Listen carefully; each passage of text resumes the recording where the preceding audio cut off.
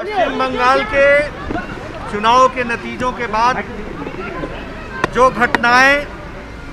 देखने को और सुनने को मिली हैं वो हमें हतप्रभ करती हैं, चिंता में डालती हैं, क्योंकि शायद ऐसी घटनाएं भारत के विभाजन के समय मैंने सुना था, लेकिन उस आज़ाद भारत में अब चुनाव के नतीजों के पश्चात इतनी असहिष्णुता, intolerance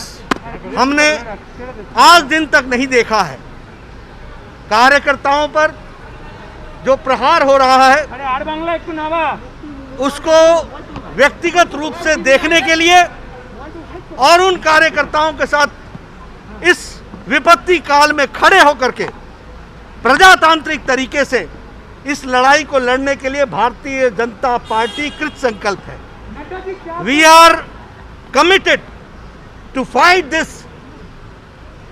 ideological battle and the activities of TMC, which is full of intolerance, and we are ready to fight democratically. प्रजातांत्रिक तरीके से हम इस लड़ाई को लड़ेंगे। आज मैं व्यक्तिगत रूप में देखने आया हूं, अभी मैं 24 परगना जाऊंगा,